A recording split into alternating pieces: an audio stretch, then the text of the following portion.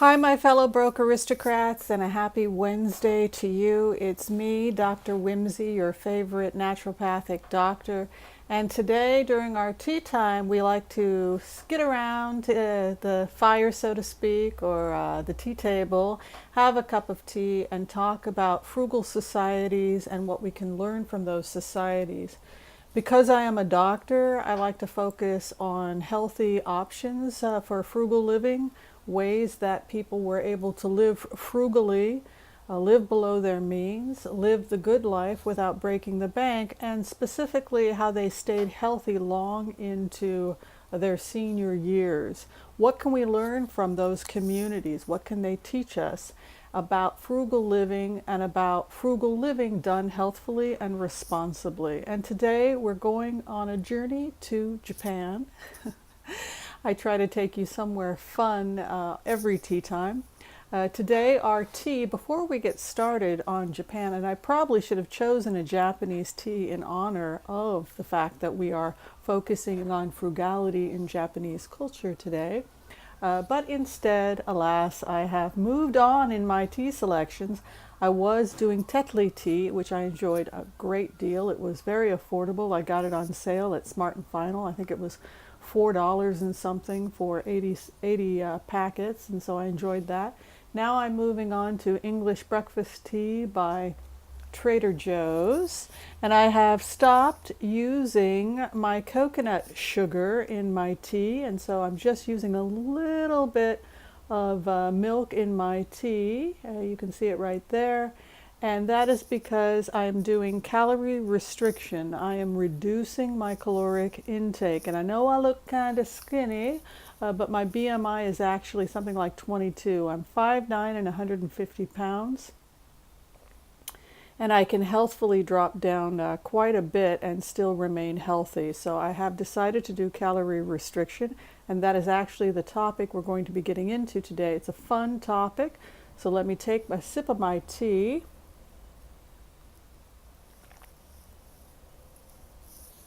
And I love that milky flavor. And now that I've stopped adding sugar to my tea, I can taste just the slightest bit of sweetness from the sugars that are in the milk. And your taste buds change over time if you give them a chance. Okay, so today we're talking about frugal living, staying healthy on a budget, because that's how I roll.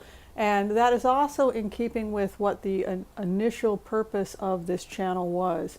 It is mostly a health channel, not just a frugal living channel. I want people in America to be healthy. I want them to be happy. I want them to be loved. I want them to be safe. And I want that for the rest of the world. So if I can do some small part, hopefully I'm doing it here with this channel. So today we're talking about something which was called the Okinawa Study. So if you want to get a pad and paper and take some notes, you're certainly welcome to do so. I'll link below to websites, books, and other resources if you'd like to know about this study. But basically, it is a study that began in 1975 on a Japanese island population known as the Okinawans. The Okinawans are beautiful people. They're frugal people. They live simple lives. We like that. They live traditional lives. They take good care of themselves and they take good care of one another. All the things we associate with living the good life when you are frugal. The interesting thing about the Okinawan people, which is why there has been so much research on the people of Okinawa, is that they have the highest concentration of people living over the age of 100. And I don't know about you, but I would love to be healthy to 100, and I have certainly spent some of my time as a physician studying these cultures to try and find out what we can learn from these cultures. So today we're just going to go quickly over some of the things that the study found about longevity amongst the Okinawan people. The study itself is a long-term study. It was approved by the Japanese government. They helped support the study, and it began in 1975 when a group of scientists, doctors, etc., got together and began researching the people of Okinawa to find out why they live so long. Now, some of the parameters of the study have been fairly interesting. For example, they've looked at genetics. Does genetics play a part in why the people of Okinawa live so long? And it may. They have been finding some genetic markers, and they think that the longevity may have anywhere from 10 to 50% of factor in why people are living as long as they live. But quite frankly, I think it's too early on for us to make a call. And we'll just see how it plays itself out.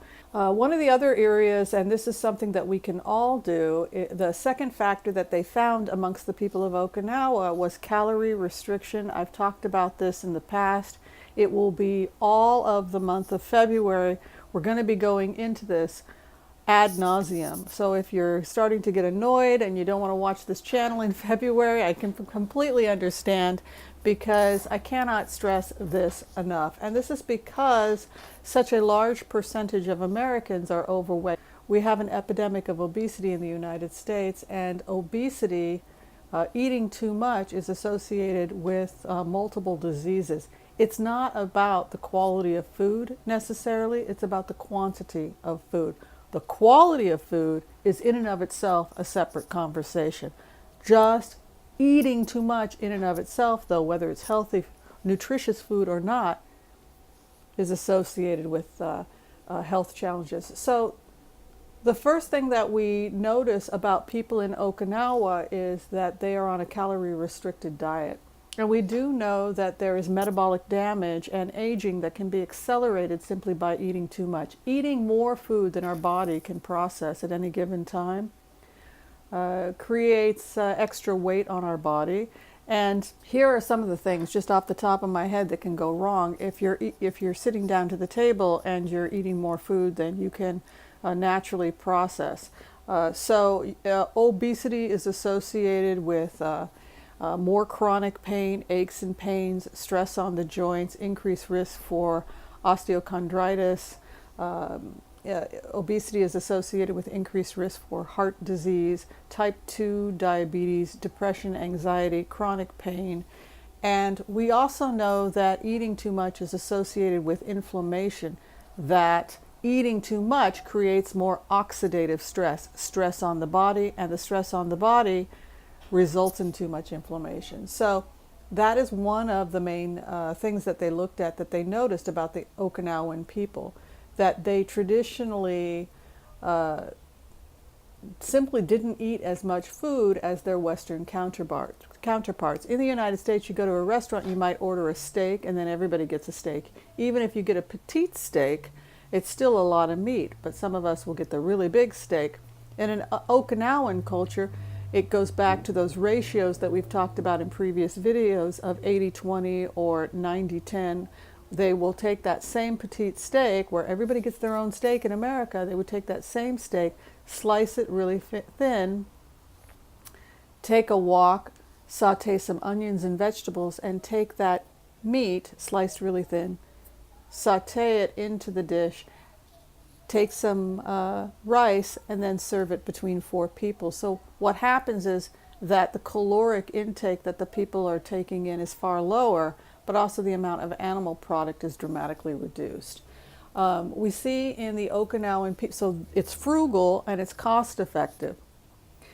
We see also in this population that there is reduced cardiovascular health challenges that we see in the United States, and a slowing down of the aging process. And again, this may be calorie restriction, but it could be the diet itself, because it is lower in meat consumption. According to the Okinawan Study, they have 80% less heart disease, the Okinawan people. Cancer and aging is something also they've looked at the Okinawan Study, and again, it goes back to the studies seem to keep going to